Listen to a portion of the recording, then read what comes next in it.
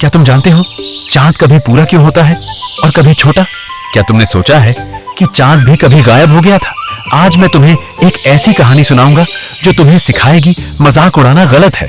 बहुत समय पहले की बात है, जब भगवान गणेश को लड्डू बहुत प्रिय थे। एक दिन उनके भक्तों ने उन्हें ढेर सारे स्वादिष्ट लड्डू चढ़ाए। गणेश जी बहुत प्रसन्न हुए और उन्होंने जी भरकर लड्डू खाए। शाम के समय गणेश जी अपने छोटे से वाहन मूषक पर बैठकर घर लौट रहे थे। रास्ते में अचानक एक सांप आ गया। मूषक डर गया और गणेश जी नीचे गिर पड़े। जैसे ही वे गिरे, उनके पेट से सारे लड्डू बाहर बिखर गए। गणेश जी ने जल्दी जल्दी सारे लड्डू उठाकर फिर से अपने पेट में रख लिए। फिर उन्होंने उस सांप को पकड़कर अपने पेट पर बांध लिया ताकि लड्डू दोबारा बाहर न गिरे। यह सब ऊपर आसमान से चंद्रमा देख रहा था। गणेश जी की यह स्थिति देखकर चंद्रमा जोर जोर से हंसने लगा। चंद्रमा की हंसी सुनकर गणेश जी को बहुत क्रोध आया। उन्होंने क्रोधित होकर चंद्रमा को श्राप दे दिया कि अब कोई भी तुम्हें नहीं देखेगा। श्राप के कारण चंद्रमा तुरंत आकाश से गायब हो गया। चारों ओर अंधेरा छा गया और सभी देवता चिंतित हो गए। तब सभी देवताओं ने गणेश जी से प्रार्थना की। गणेश जी का क्रोध शांत हुआ और उन्होंने अपना श्राप थोड़ा बदल दिया। उन्होंने कहा कि चंद्रमा कभी पूरा दिखाई देगा और कभी छोटा, लेकिन कभी पूरी तरह गायब नहीं होगा। और तभी से चंद्रमा घटता बढ़ता रहता है। किसी का मजाक उड़ाना कभी सही नहीं होता। हंसी में भी हमें दूसरों की भावनाओं का सम्मान करना चाहिए। जो दूसरों पर हंसता है उसे कभी न कभी उसका परिणाम जरूर मिलता है। गुरुकुल टून्स को सब्सक्राइब जरूर करें और बेल आइकन दबाएं। क्या सच में भगवान हर जगह होते हैं?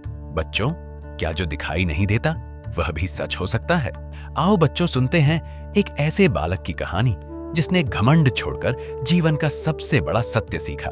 प्राचीन भारत में एक महान ऋषि रहते थे, उद्दालक। उनका एक ही पुत्र था, श्वेतकेतु। बाल्यकाल से ही वह तेजस्वी और बुद्धिमान था।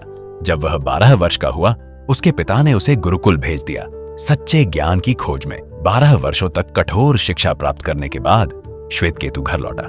उसने वेद सीखे थे, शास्त्र सीखे थे, पर उसके भीतर अनजाने में जन्म ले चुका था अहंकार। एक दिन ऋषि उद्दालक ने अपने पुत्र को पास बुलाया और पूछा, हे पुत्र, क्या तुमने वह ज्ञान जाना है जिससे अनसुना सुना जा सके, अनदेखा देखा जा सके और अज्ञात जाना जा सके? श्वेतकेतु मौन रह गया। इतनी शिक्षा के बाद भी उसके पास इस प्रश्न का उत्तर नहीं था। विनम्र होकर उसने कहा, पिताजी, कृपया मुझे वो ज्ञान सिखाइए। उद्दालक ने मिट्टी का एक ढेला उठाया और बोले, पुत्र, मिट्टी को जान लो तो मिट्टी से बनी हर वस्तु को जान लोगे। नाम अलग होते हैं पर उनका सार एक ही होता है। जैसे सोने से बने आभूषण अलग दिखते हैं पर सब सोना ही होते हैं, वैसे ही यह संसार एक ही सत्य के अनेक रूप हैं। उन्होंने आगे कहा, आरंभ में केवल एक शुद्ध सत्ता थी। उसी से अग्नि उत्पन्न हुई, अग्नि से जल, जल से भोजन और फिर जन्म हुआ जीवन का। पिताजी, मनुष्य सोते समय क्या करता है? उद्दालक मुस्कुराए। तब आत्मा अपनी मूल सत्ता से एक हो जाती है और मृत्यु के समय वाणी मन में, मन प्राण में, प्राण प्रकाश में और प्रकाश उस अनंत शक्ति में विलीन हो जाता है। वही सत्य है, वही आत्मा है। हे श्वेतकेतु, तुम वही हो। उद्दालक ने उदाहरण दिया, मधुमक्खियां अनेक फूलों से रस लाती हैं, पर शहद बनकर सब एक हो जाता है। नदियां अलग अलग दिशाओं से बहती हैं, पर समुद्र में मिलकर अपनी पहचान खो देती हैं।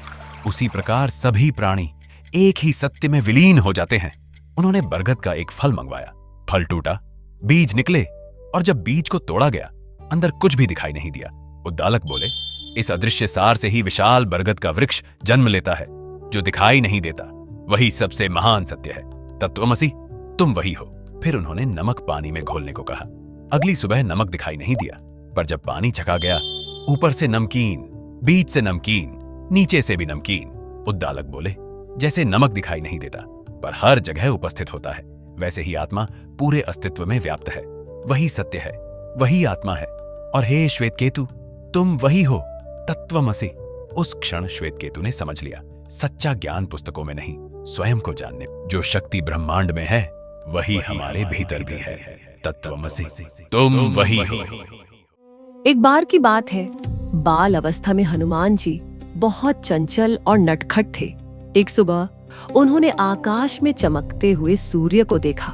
उन्हें लगा कि यह कोई लाल पीला फल है।